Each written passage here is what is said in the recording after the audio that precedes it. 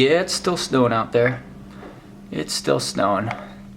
Hi there and welcome to another Sage Running Training Talk. Today we're going to talk about treadmill running versus running outside and some factors and considerations. I basically boil it down to three main reasons why I think running on a treadmill could be better than running outside. Now this kind of takes the mental component out of things as well. But here in Flagstaff, been in a hotel, running on a hotel gym treadmill. Very luxurious. That is a gift, right? To have that. I don't have a personal treadmill at my apartment in Boulder. Sandy and I live in a 400 square foot apartment, which is pretty small. Can't really have the space for a treadmill, or we do have a gym membership.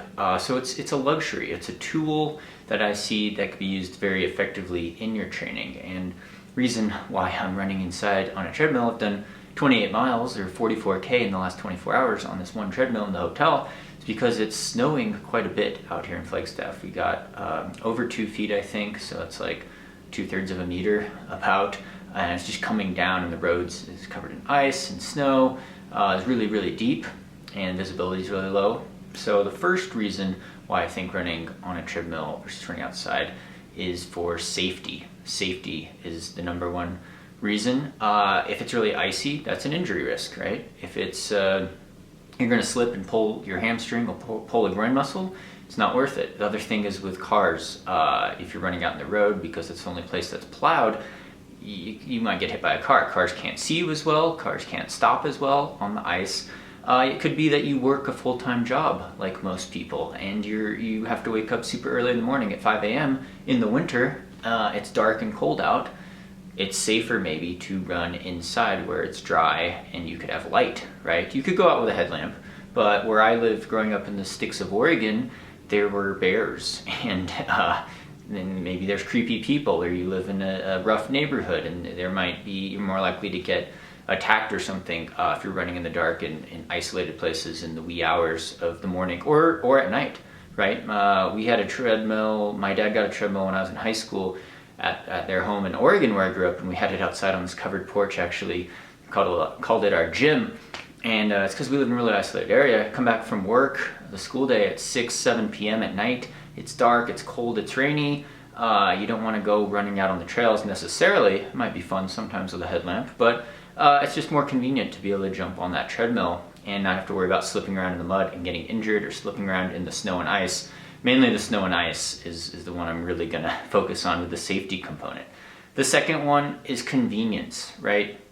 It's, you don't have to do as much laundry or put on 3 layers of clothes to go run out in the blizzard, because you could just run in a t-shirt or shorts in this nice, pleasant, controlled gym environment or indoor environment. You just put on your shoes, start running right away, and yeah, you don't have to do a bunch of loads of laundry. Sandy and I kind of joke, in the winter we always have to do more laundry because we're wearing more layers of clothes because it's so cold, and of course you try to save and not do laundry every day, and you wear the same jacket over and over and over and over, and the same shirt, but eventually they start to smell kind of bad, and so then you have to do a lot of laundry, and you're bundling up with thicker socks, and it's just, you got your mittens on and hat and gloves, so it's a matter of convenience, right?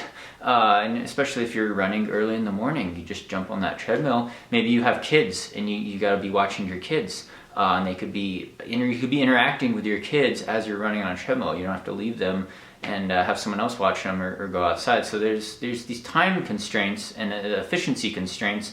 You're a very busy person. You're very strapped for time. It's very convenient if you have the luxury to be able to jump on the treadmill. Now that being said, yeah, there's a big mental component. People are like, it's so boring. It is really boring. You cover it with a towel. This is a pro tip. Cover the treadmill with a towel. Cover the numbers up so you don't see every 100th of a mile or every meter tick around. You don't see every second slowly ticking away.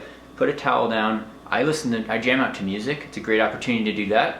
I look out the window if there is a window in the gym. If not, I stare at a spot on the wall. Yeah, it's monotonous, but there's tougher circumstances, right? It's a total luxury to be on a treadmill. It's a privilege. I call it the treadmill jokingly, but it's really a first world problem to complain about. Oh, I gotta run on the treadmill. Oh, it's boring. You mentally just break it down, and you mentally have to be tough like you do with all distance running workouts. And yeah, you get hot. There's no fan on these treadmills. There's no fan in the gym. You usually get really hot because you don't have that headwind coming at you. So bring a bottle of water, put a towel to wipe the sweat away. I'm usually drenched making the treadmill all wet and disgusting. But and yeah, you know, it's a factor of, we'll get into the numbers here because my third point will be the efficiency of training, of specificity of training, specific workouts, with the whole incline and the lack of wind resistance and things like that, and trying to dial down specific things. But yeah, it's a total luxury, it's a privilege. You know, it's a safe environment usually.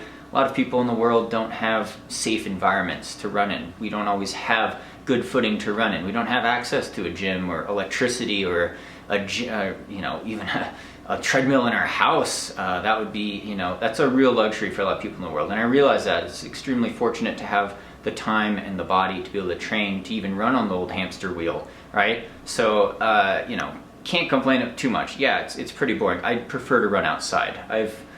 And yeah, my final note will be, you know, it's a blizzard outside here in Flagstaff. This is the worst winter storm they've had in 100 years, over 100 years they said. So it's pretty bad. We are at altitude in Arizona though, so there's that, and they shut down the airport, and a lot of restaurants are shut down today actually. I hear the skiing's awesome, I wish I could ski. But anyway, I digress.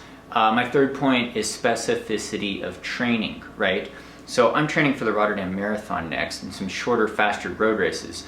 I don't need to be slogging around with my snowshoes or skinning up and down the mountain, as fun as that would be, because I'm not training for the Iditarod. I'm not training for a slugfest ultra in adverse conditions. I'm assuming Rotterdam's going to be pretty good weather conditions, and it's a flat profile, and I got to try to run you know, a pretty fast, even pace. So treadmill is more specific to that, right?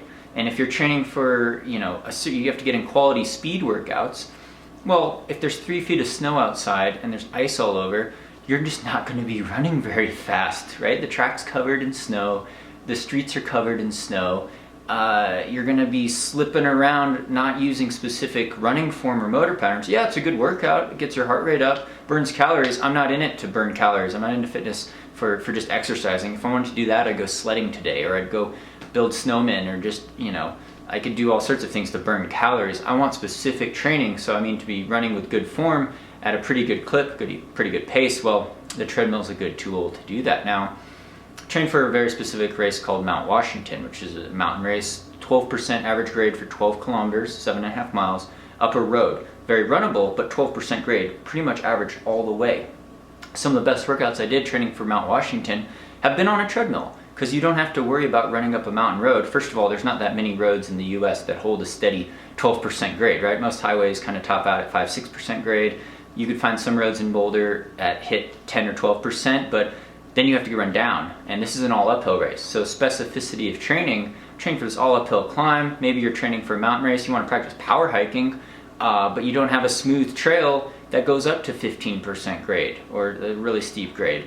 And so, you know, a treadmill in a gym, you could lock that thing up, you could gain a lot of vertical at a steady incline, get your heart rate up going, and get your muscles firing, your leg muscles specifically for the demands of that kind of climb. Same thing with speed running, tempo run workout. You can monitor your pace very, very accurately on a treadmill. Some treadmills vary with their calibration and how accurate they really are, but in general, you know, if it's a good treadmill, you have good solid footing, you could really open up your stride. Now, the drawbacks are your stride changes a little bit. Your form's going to be a little bit different on a treadmill because of the nature of the moving belt.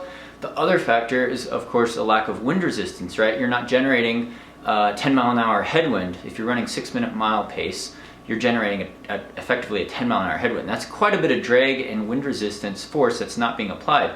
So theoretically, it is easier to run faster on a treadmill, and I found this to be true, especially at really fast paces. I've topped treadmills out at 12 miles an hour, 5-minute mile pace, done like VO2 max 5-minute mile repeats. They're a lot easier on a treadmill than they would be out on a track. It doesn't feel easier mentally necessarily, and because of the heat, you know, things don't feel good, but the general rule of thumb is that you have to put the incline up at 1 or 2% to make up for that lack of wind resistance, right? You know, it's in the nature of the moving belt also, you don't have to push back with quite as much force as you would outside to propel yourself. So it chops up your stride a little bit, changes things a little bit, makes things a little easier.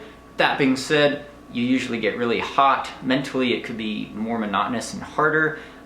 So, you know, it's kind of a trade-off, but the main thing is that you could run a tempo run workout or a faster paced workout or a hill climb workout, epic hill climb, without having to worry about the downhill pounding especially if you're training for a net uphill race, very specifically on a treadmill, and you can't necessarily do that outside, and you especially can't do that outside when it's a blizzard-like conditions like we have here in Flagstaff. So that's my rant on the treadmill training. Again, I generally love running outside. I love the nature, the scenery, the fresh air. I love slipping around in the snow sometimes, not usually in the snow, but I run in the rain, I run in the cold. I did 5 winters in upstate New York. I did 3 winters training in Michigan. We hardly ever ran on the treadmill. I will say in college though, at Ithaca, we were running on an indoor track. We did all our speed workouts on an indoor track, and that helped a lot. Whereas, yeah, sometimes we'd go out in the dark and the cold and ice and, you know, 0 degrees out, and we're running tempo runs out on these dark roads, and it's kind of dangerous. We didn't have headlamps really. But I digress there. And yeah, same thing in Michigan. We were training in a lot of snow and ice, trying to run, you know, low 5-minute mile pace, low 3-minute kilometer pace, and sometimes it was really hard. Sometimes people slipped and got injured and fell, and it was not ideal. So if you have access to the treadmill, if you have that luxury, yeah, maybe sometimes you want to use it. I find it great. I could listen to music. I don't have to worry about getting hit by a car. I could look maybe in a mirror at my running form, film running form, and you know, it's a luxury really. But yeah, it could be mentally harder, and you don't want to totally rely on that, because it's a good idea to get your paces down outside in the type of race that you are training for. So that's my rant on treadmill training. Again, yeah, I don't feel like people are like, oh, you're not being a real tough man going out running in the 2 feet of snow up the hill with a 10-pound backpack on. But no, I'm trying to be practical here, and it's about smart training. If you want to burn calories, there's a lot of activities you could do for fun, things like that. I'm in it for trying to race well and perform well and do these specific workouts. So that's kind of my take on this. Thanks for watching. Really appreciate your support. Be sure to subscribe on here if you like these types of videos. Check out our coaching website, sagerunning.com. Coach Sandy and I sell our training plans, any surface, any distance, and check out more videos on our playlist. Thank you again to the Patreon supporters for really making this possible. See you guys next time.